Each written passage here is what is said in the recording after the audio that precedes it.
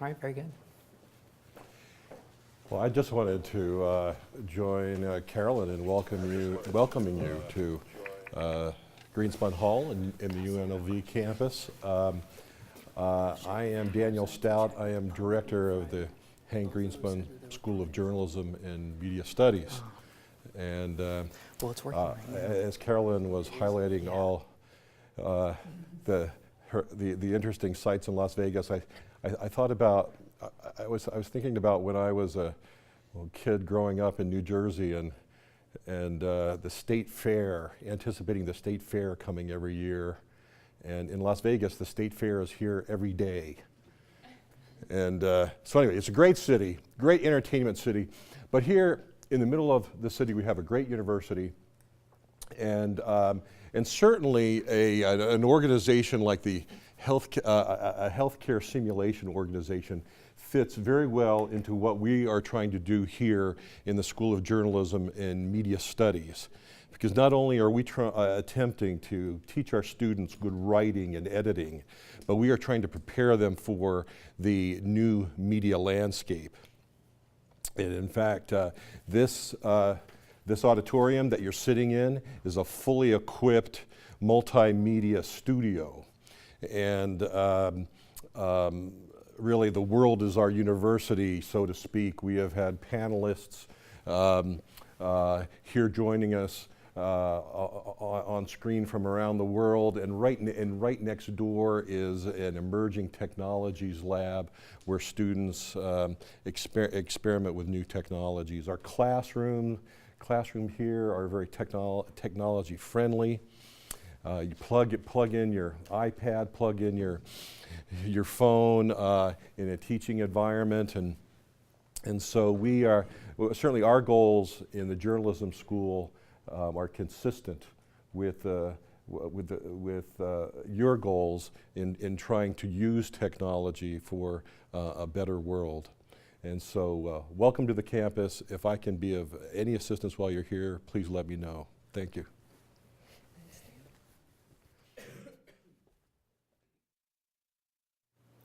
Welcome speaker, experts and panel members, studio audience participants, and those of you streaming live from around the world. I know that we have participants from as far away as Korea and Australia watching us here today. So it's just fantastic that we're able to bring together an online community and an audience for such an event. Before we go any further, like President Obama did at the first presidential debate, I need to just make a quick point.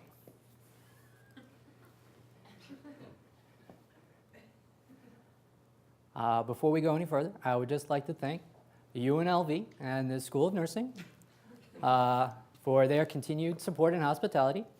But most importantly, 1 year ago today, my girlfriend, Jackie Moore, allowed us to go on our first date. So since that time, I've become the luckiest man in the world. And so, sweetie, I just want you to know that next year, we won't be celebrating our anniversary in front of hundreds and hundreds of people. Thank you for joining us during this hectic political season. Obviously, there's a lot of attention grabs going out there, so we appreciate everyone being here as part of our audience here today. First and foremost, I'd like to thank again the University of Nevada, Las Vegas for helping us put together this production, especially the School of Nursing Dean Yuha for thank you so much for allowing us to help support the production of this particular meeting, as well as our sponsors who continue to support innovation in the medical simulation community, who are Laerdal, Pocket Nurse, and Beeline Medical. All of which we're very thankful for their continued support of the programs and applications that we're putting forth today and over the next 2 days. So you may have noticed that no one has introduced me. Well, in case you don't know who I am, my name is Lance Bailey, and I know normally at these types of things one doesn't introduce themselves because they're supposed to be the star of the show. But I don't really think that I am the star of the show. I honestly and truly believe that each of you here are the star of this show. And as well, each of us that are watching in the online stream from our various programs around the world. Administrators can range from a single lab where an individual simulation specialist or coordinator is managing everything from scheduling to the actual facilitation of the clinical learning environment, as well as being the simulation technology specialist, to thousands of square foot facilities with multiple simulation labs, which require multiple staff. So the range of administrators that this community is faced with includes a very diverse and dynamic field, which I think you're going to see represented here by the panel of experts that we've brought together from various types of programs from around the country. That being said, I want to offer my congratulations to all of you. With limited resources or professional training, you have somehow managed to get through policy and procedure development, lab design, equipment selection and failure, dealing with scheduling nightmares, budgetary concerns, convincing clinical educators that this is a fun technology to get involved in. And so without a doubt, you know, the application and use of this technology in a new way, I congratulate you on getting this far wherever you are with regards to your program development and your phase. That being said, I'd like to take a quick poll, both online and here in the audience. If you agree with the question, just type into the chat room, agree, and we'll see what the response is here as we're monitoring the chat room live. Would you say that out of all of the resources available to us now as administrators, that whether it be an annual meeting or a website, a book, or visiting other centers and touring them, out of all those resources, would not direct experience through trial and error be the best teacher for the way to learn this profession? A show of hands, who would say that direct experience has been the best teacher with regards to learning how to do this particular job of being a medical simulation program administrator? I'm seeing pretty much every hand in the audience here, and are we getting a response from folks online? A few coming through there. So it seems to me that direct experience, I know from my own experience that was the only thing that could possibly prepare me for running the Clinical Simulation Center of Las Vegas. And so without a doubt, the most beneficial learning potential that we have is actually within the community itself. And so finding ways of creating an online and ongoing conversation so that we can begin to share these tips and these experiences, I think, is beneficial for everyone involved in a way that has not really been served yet by the community itself. And so one of the things that I'd really truly believe is that each one of us here in this room, and as well as the folks participating online, has without a doubt the best way of running one particular aspect of a medical simulation-based program. So out of the entire world, you have either stumbled upon somehow or through sheer determination found the best way to run one, if not many, aspects of a medical simulation-based program. So imagine coming together at this new space where we have the opportunity to share these best tips and in exchange get access to hundreds or even thousands more. And really that's what the long-term goal of HealthySimAdmin is. So I'm glad that we're starting that conversation today. And you know, I think it's a conversation that needs to be as innovative as the technology that we're working with is. While some folks have said that you know, we really need to focus more on the methodology of simulation in healthcare and how the training itself can unfold, I would say that the technology is really, at the end of the day, required for those highest level of simulation experiences. That really is the crux of a program working, is to make that technology available and successfully operated time and time again. And so, you know, the methodology of simulation has been around since the first hunter threw a spear at a tree trunk in order to try and simulate what it's going to be like when they go out there into the wild and hunt with the tribe. Whereas this technology in the medical simulation field has only really been available as a spec in the historical timeline of medicine and humankind itself. And so really, we're talking about a technology that is also expanding very rapidly, very quickly, and becoming much more accessible to a larger audience much faster. I want to bring up Moore's Law. I don't know if any of you here have heard about Moore's Law. James, have you heard about Moore's Law? Moore's Law states that every 2 years, CPU processing power doubles in capability. And so what that really means is is that technology's central processing units, what's responsible for the capability and the processing of all of this technology, is not increasing at a linear rate, it's increasing at an exponential rate. So how are we as administrators of technology-based programs supposed to keep up with that level of adoption or change with just, say, an annual meeting or printed material that is literally out of date by the time it gets to our hands? So again, I think that finding ways of creating new online, ongoing conversations that can happen in real time are going to be necessary to get us ahead of the game and be able to ride the wave of simulation. What do I mean when I say ride the wave of simulation? Well, I don't know how many of you have had the wonderful chance and opportunity to ride a wave and practice surfing before.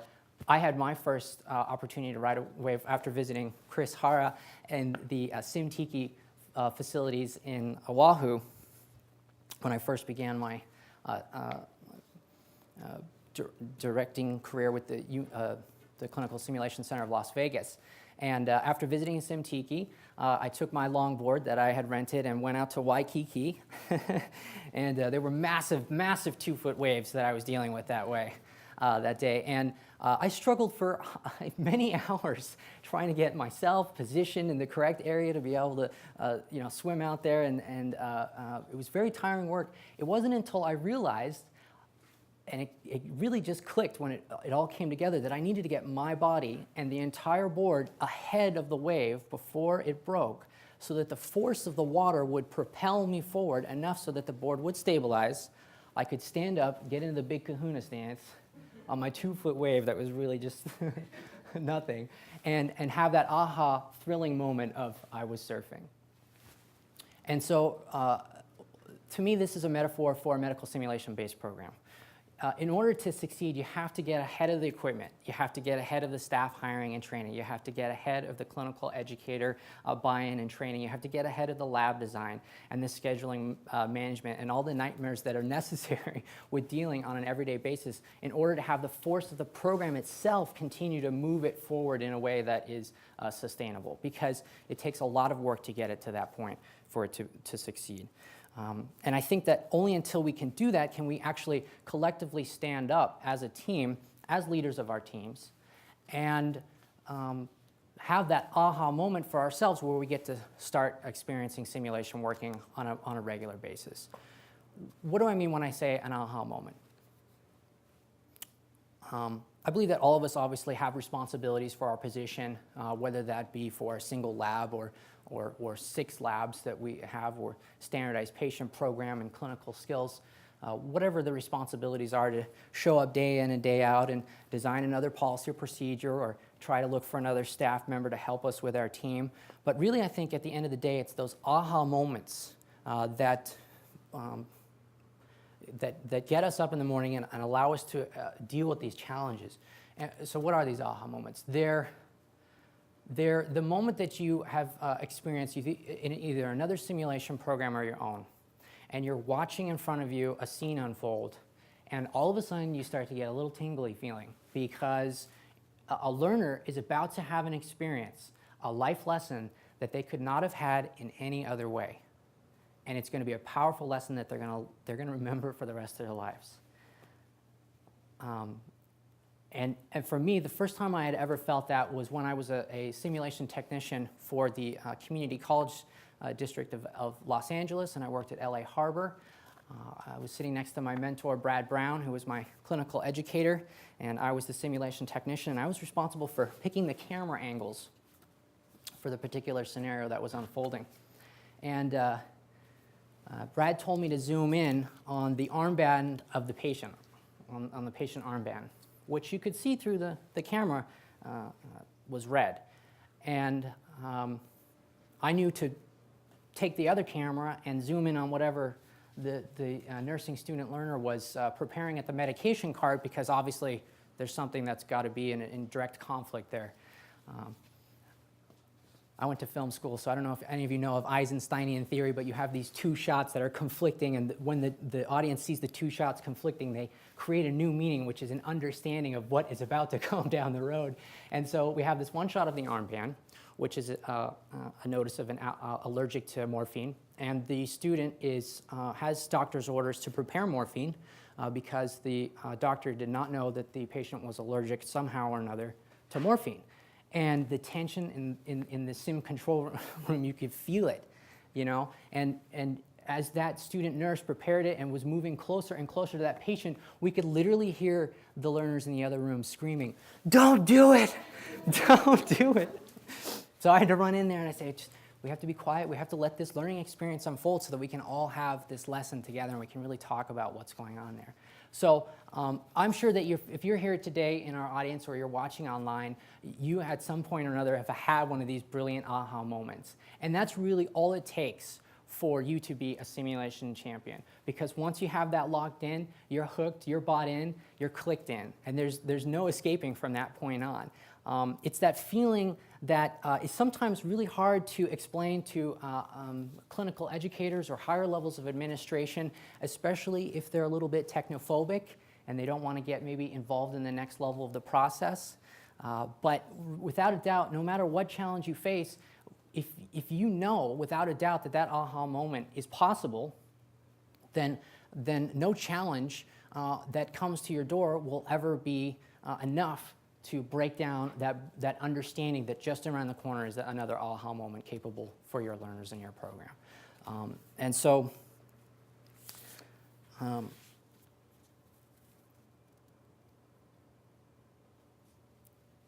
excuse me, I need to take it is in the desert. I've come back to Vegas and please, Carolyn's not kidding. If you don't hydrate while you're here, your whole body will fall apart.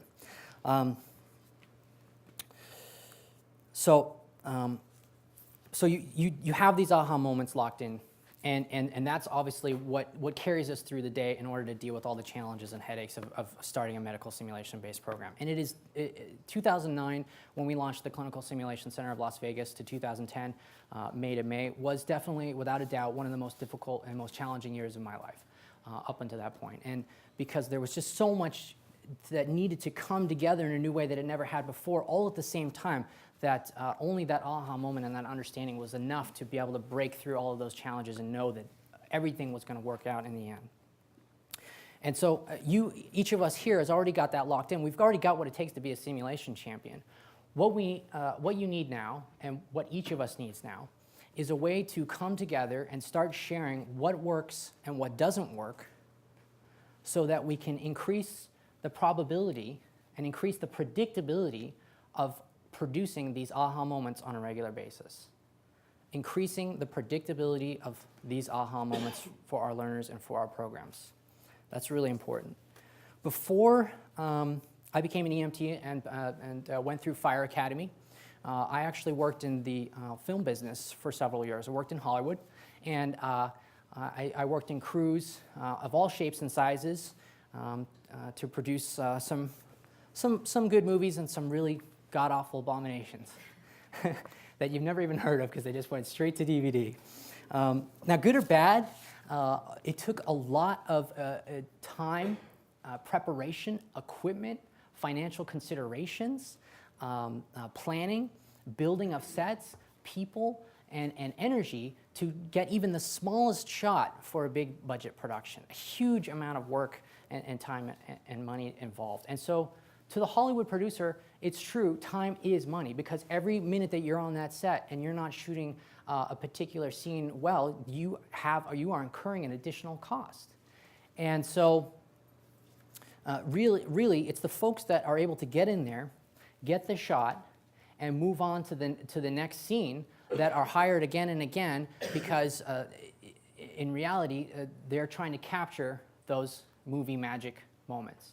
And so movie magic is not magic at all. It's really just show business. It's the business of capturing specific scenes, specific shots successfully. And I feel like that's what we really are doing as medical simulation administrators. In my opinion, we are running healthcare show businesses. I mean, think about it. We are in charge of teams that come in there and help to design and build stages. Our teams help to write the script, dress the set. They help to hire the actors, rehearse with the improvised actors. They set the props. They do the hair and the makeup. They cue the lights. They check the sound. They roll the camera, and they call action over and over and over again. And so the sooner that we can understand that really what we're doing is creating experiences that are show business related, the sooner that we can get all the ducks in a row, including ourselves, to be able to replicate and reproduce these aha moments again and again for our clinical learner experiences.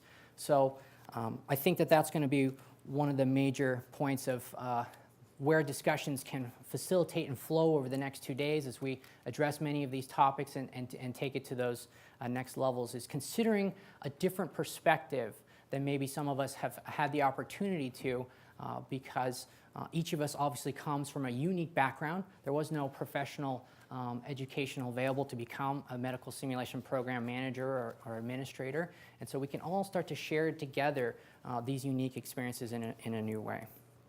You know, and it's really about all these people and equipment and spaces and processes coming together so that this scene can unfold for our learners to gain access to an experience that is one of the most, to prepare them for one of the most challenging roles that life itself has to offer, and that is of a healthcare provider. And so I truly thank God for simulation, because I think healthcare is hard enough to do, let alone learn how to do well. So over the next 2 days, our panel is going to, again, talk through a variety of topics that were selected by the community as an immediate need to be able to begin discussion. Dean Yuha from the UNLV School of Nursing is going to start us off with collaborative simulation program development and talk about how to bring in partners so that we can reduce costs and increase capability. She's going to continue the conversation with the demonstration of the Clinical Simulation Center of Las Vegas by sharing with retired Colonel from the U.S. Army, John McManus, on funding strategies, resources, and tactics to be able to gain income or ongoing funding models. Performance Gap Solutions CEO Jane Kleiman is going to help empower our programs by showcasing and demonstrating how you can train clinical educators in new ways that will empower them to move forward with the simulation champions that you have and expand that out into the rest of the folks that are engaging in a program. Jane has helped literally hundreds of programs around the world engage with medical simulation, so definitely pay attention to all the things that she says there. Amar Patel is going to be talking to us about how to increase research in your program. A little bird told me that Jayco stopped by his facilities, the joints, and after that first visit, 14 more inspectors came to his site, and he didn't get any dings, so he's not sure if it was good or bad, but he thinks probably it was okay. So definitely there's some lessons to be shared and learned there. The next day, on day 2, fellow Floridian Henry Henao is going to help us understand daily operations. And one of the things I peeked in his presentation is somehow, some way, he went from 1 simulation champion staff member to over 24. And I am just, I'm very eager to learn how that was able to happen. How long did it take to go from 2 years? Within 2 years, went from 1 to 28 staff. That's a huge increase, and just think about the number of, the amount of work that can be accomplished there is just incredible. So I'm really looking forward to his presentation. James Seipert, the technology director from the California Baptist University, is going to help demonstrate the serious need of considerations of IT issues as well as IT staffing and support. James was with us at the gathering of healthcare simulation technology specialists, and if you walk away with absolutely nothing else from this meeting other than that the requirement to invest in the staff support of a technical position is absolutely crucial to your long-term success of your program. So James is really going to start to help us explain that much better. That conversation is going to be continued on with Alan Giannakopoulos, who's going to be talking about some key statistics that come directly from our administrative community in simulation, as well as what those tell us about what we need to do individually and as a group to be able to move forward and increase utilization of our programs. I myself am going to be talking about business development as our last presentation. And I'll be sharing how the Clinical Simulation Center of Las Vegas was able to gain over $250,000 in additional revenue within just 2 years, which went directly to supporting additional staff as well as making considerations for our long-term technology refresh cycle needs, which we'll definitely get into throughout the next 2 days. Is something very important to consider. Finally, my guest of honor and favorite mother, Dr. Kim Bailey, is going to be joining our panel throughout these 2 days, and she's going to be sharing how her program at the El Camino Community College in Torrance, where we're from, was able to do all the things that I just mentioned, plus so much more, while she was helping for the many years that she's been working there, and their simulation program as it has expanded. She's also going to make sure that I stand up straight over the next 2 days, so thank you for that. Finally, I'd like to again thank the UNLV Greenspun School of Journalism and Media Studies and the Greenspun family for this amazing production facility. It's just absolutely fantastic, and the crew has just been so professional with regards to helping to put this event together. Many of the folks that are helping to produce today's and tomorrow's event are actually students. So to me, as a former film major myself from UC Santa Cruz, nothing makes me happier than to know we've put together a program that is learning for everyone here, including the folks that are helping to produce the event. So I'm absolutely thrilled about that. I also want to thank Jackie Kinsey, the current operations director for the Clinical Simulation Center of Las Vegas, who helped to organize transportation for our participants here and has obviously been instrumental in helping the Clinical Simulation Center grow and develop into the wonderful place it is today. And of course, Eric Walty, our website developer, who's sitting over there making sure that the internet doesn't explode from our live stream. Thank you, Eric. Just a moment, we're going to turn off and right back on again the live stream event, and we'll go ahead and begin our introduction of one of my favorite simulation champions and a person who believes that absolutely anything is possible in this great city of Las Vegas, Dean Carolyn Uhoff from the School of Nursing. I just want to close by saying that I feel that we owe it to our learners, to our staff, to our institutions, and ourselves to increase the number of aha moments that are produced and reproduced for our programs. So I hope that you'll join us here over the next 2 days in sharing your best directing experiences and in terms of the scenes that you've been able to create so that we can all start to create a lot more of these fantastic scenes that improve the quality of patient care and the learning outcomes of our programs. So with that all being said, I'd like to tell the UNLV crew that we're going to cut. I want to print this, and then we're going to move on to Scene A. And it's going to be our heroine looking at the UNLV and the Las Vegas area and seeing an abysmal state of simulation affairs back in 2006 and what she's going to do about fixing all of that so that we can have better learning for Las Vegas. So that's a cut.